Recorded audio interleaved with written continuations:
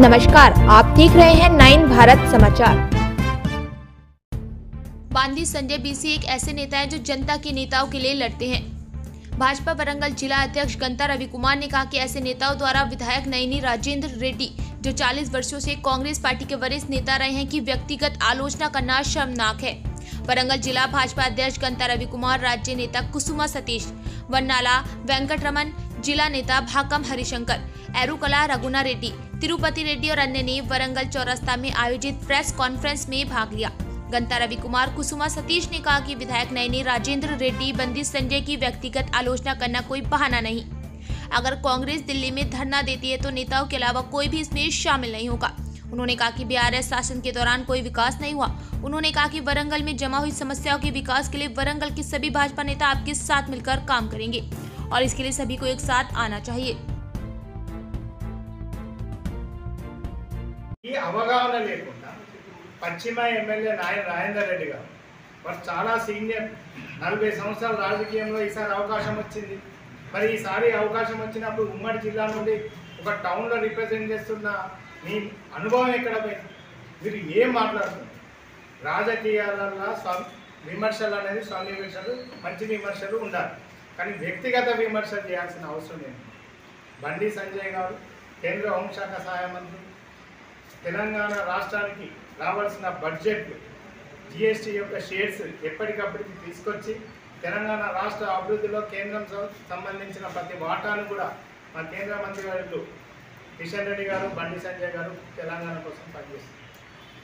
వారు ఒక ప్రపంచంలోనే అతిపెద్ద రాజకీయ పార్టీ అయిన Bharatiya Janata Party national general secretary, వారిని వ్యక్తిగతంగా దూషించి వారు ఏదైతే దొంగ ఓట్లతో గెలిచారో మీరు 8 ఎంపీ స్థానాలు ఏదైతే ఉన్నాయో వాటిని రాజీనామా చేయండి అని చెప్పేసి అన్నారు। బండి సంజయ్ గారు క్లియర్గా ఏం చెప్పారంటే, మీరు తెలంగాణ రాష్ట్రంలో అధికారంలో మీరు ఉన్నారు కాబట్టి మీరు ప్రజాప్రతినిధులు అందరూ కూడా రాజీనామా చేసి ఎన్నికలలో పోదాం, ప్రజలు ఎన్నుకుంటారు, అప్పుడు మీకు తెలుస్తుందని చెప్పారు। అది అర్థం చేసుకోకుండా నాయని రాజేందర్ రెడ్డి గారి అవగాహన లోపం ఉంటుంది। బండి సంజయ్ గారు మాట్లాడింది ఒకటి, దీనికి అర్థమైంది ఒకటి। రెండు ఇంకోటి బీసీ లీడర్షిప్ గురించి నాయని రాజేందర్ రెడ్డి గారు చెప్తున్నారు। బండి సంజయ్ గారు బీసీల కోసము పోరాడే ఒక బీసీ నేత। జరిగితే వాళ్ళు ధర్నా చేసిందో ఏ ఒక్క బీసీ కుల సంఘం కూడా అక్కడ సపోర్ట్ ఇవ్వలేదు।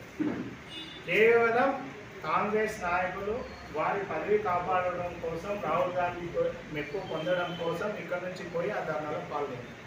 ఏంటి మీతో కలిసి పనిచేస్తాం, ఈ వరంగల్ నగర అభివృద్ధి చాలా కుంటుపడి ఉంది। గత తెలంగాణ రాష్ట్రం సాధించుకున్న తర్వాత ఈ నగరంలో మౌలిక సదుపాయాలు ప్రజలకు అందట్లేదు। త్రాగునీటి సమస్య ఉంది, దోమల సమస్య ఉంది, అండర్ డ్రైనేజ్ సమస్య ఉంది, ఇంటర్నల్ రోడ్ వ్యవస్థ లేక ట్రాఫిక్ సమస్య విపరీతంగా ఉంది। మీరు ఓట్ల కోసం రాజకీయాలు చేయకండి, అయిపోయింది। అందరం కలిసి పనిచేద్దాం, నగర అభివృద్ధి తెలంగాణ రాష్ట్రంలో 2వ రాజధానిగా ఉన్న ఈ కేడుగాంచిన ఈ వరంగల్ నగరాన్ని అభివృద్ధి చేద్దాం।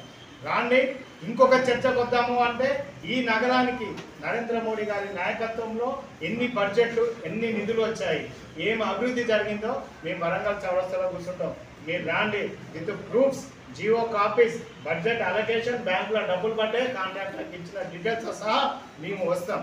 ఈ విధమైన ఒక మంచి వాతావరణమైన రాజకీయాలు చేద్దామే తప్ప ఈ వ్యక్తిగత దూషణలు మనించాల్సిన పరిస్థితి। ఎందుకంటే సనాతన ధర్మం నుండి రాముడు బీజేపీ పార్టీ వారని చెప్పి అవహేళన చేసి మాట్లాడడం అనేది సిగ్గుచేటుగా భావిస్తున్నాం। ఈ దేశము ఎంతమంది దురాక్రమదారులు పాలించినా కానీ ఈ సమాజం ఇవాళ లక్ష్యం వాళ్ళందరూ కూడా చిన్న కులాలుగా, చిన్న మతాలుగా ఉండి అందరూ కూడా దేశాన్ని రక్షించుకోవడంలో హిందూ దైవభక్తి కారణం అని చెప్పి మనం గమనించాలి। అదేవిధంగా ఈ సనాతన ధర్మాన్ని కూడా తెలియకుండా 500 సంవత్సరాల క్రితం నుండి తొక్కిపెట్టిన రామ మందిరాన్ని ముందర తీసుకొస్తే దాన్ని ఏదో అవహేళన చేసి మాట్లాడడం సిగ్గుచేటుగా భావిస్తున్నాం। కాంగ్రెస్ పార్టీ ఇంకా కూడా రాజ్యాంగాన్ని అవహేళన చేసినట్టుగా సనాతన ధర్మాన్ని కూడా అవహేళన చేస్తే ఒప్పుకునేది లేదు, ఉపేక్షించేది లేదని చెప్పి